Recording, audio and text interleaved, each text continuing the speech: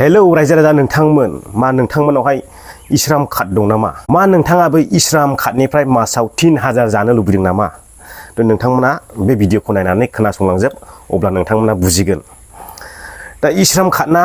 आंनियावबो दंखाय आङो मोनसे निउस नुदोंमोन बै निउसनिफ्राय आङो नुनो मोनबाय E-Shram कार्डजोंहाय जोङो मासाव 3000 गभर्नमेन्टनिफ्राय मोनो होननानैहाय आङो मिथिनायलाय दा आङो बे E-Shram कार्डना आंनि दंखायो नालाय अलरेडि बिनिखायनो आं E-Shram कार्डनि वेबसाइटआव थांनानैहाय खौहाय नायहैबाय फार्स्टनिफ्राय रेजिस्टार खालामजोबबाय गभर्नमेन्टनिफ्राय मासाव 3000 जानो थाखाय आङो गभर्नमेन्टनि बे E-Shram कार्डनि वेबसाइटआव हाबनानैहाय आङो गासैखौबो रेजिस्टार खालामजोबबाय नोंथांमोना सानदों नामा जोङो एप्लाइ खालामनाय लगे लगे 3000खौ मोनजाथारनोसै मोनजाया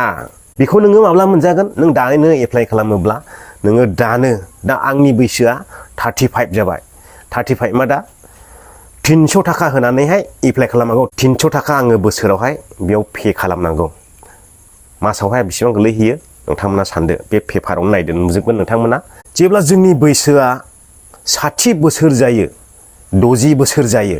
अब्लासो जोङो 3000खौ मास मोनसेयाव नोंथाङा मोनजेनगोन बुजिबायना दा सोरबा बुंलायगोनलाय हेनथेन ओरैसोनो नाथाय आङो दिनैहाय ट्राइ खालामबाय आरो बेखौहाय आङो E-Shram कार्डनिफ्राय 3000 मोनो नालाय गभर्नमेन्टनिफ्राय एप्लाइखौनो खालामनोसै जानोसै मासाव 3000 बिथाङा सानदोंमोन एप्लाइ खालामदोंमोन नाथाय थाङै थुङै लास्टआव नुबाय एप्लाइ खालामब्लाबो जों मोना जों मासावसो फैसा हरबावनांगौ 18 बोसोर बैसोआ 55 रुपिस मासाव हरनांगौ दा 36निखौ आं बारा गोसोआव गैला लास्टआव दङ बियो बेसेबां जाहैयो बोसोरावहाय 36 बैसोनिया 320 थाखा नांबा जाहैयो आं नायदों दा थाङै थुङै दा एप्लाइ खालामनानै फैसा हरनानै जेब्ला आंनि बैसोआ 60 बोसोर जायो अब्लासो मासाव 3000 थाखाखौ आङो फार्स्ट टाइम मोनजेनगोन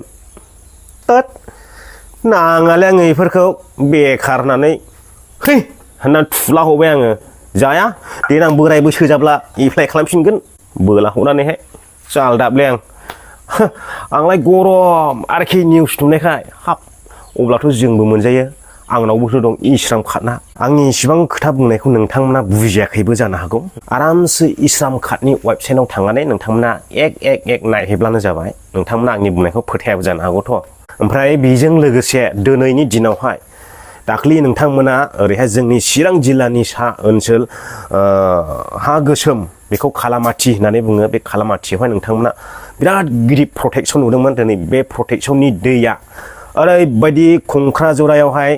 न'आवनो गोरनासे मानसि दोबैलायनाय दै लोमहैबाय बुंनानै फोजोबनो हाया बिराद दुखुनांथाव आरो रायजो राजाफ्रा जेनाखि बे न' मालिकफोर बिथांमोना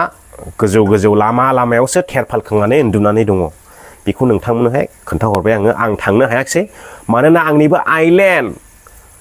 आङो ओरैबा बारनो हायो बेंटलजोंबा बारनो हायो दा दालां जाबाय नालाय आइ दैमाया दै जाब्रां दालां ओमफ्राय ओरै खैला मैलाजोंहाय बारनो हाया ओरै नांगल दै दं नालाय नावखोन जावबावाखै आयै आं थाङोमोनब्ला बेखौ बै न' मालिकफोरनावहाय गामसा बिथ'लायना लाबो दैयाव बाज्रुम न' सिङाव भिडिअ खेबहैगौमोन आं नाथाय गैया आंहा ओरै बारोबा ओरैहाय काजलगाव सापागुरि जानानैसो हाग्रामा ब्रिजजों गिदिंनानै थांनांगौ बिराद गोजान ओमफ्राय आं खबरखौ मोनबाय दासो 4थानि उनावसो खबर मोनबाय अब्ला मा जाबावनो बेनोसै रायजो राजा नोंथांमोना भिडिअखौ मोजां मोनदोंब्ला शेयार खालामदो आरो चेनेलाव दिनैसो गोदानै हाबफैदोंब्ला चेनेलखौ साबस्क्राइब खालामदो हायोब्ला शेयार खालामनानै बयनोबो मिथिहोदो रायजो राजाफोरनो गोजोन्थों।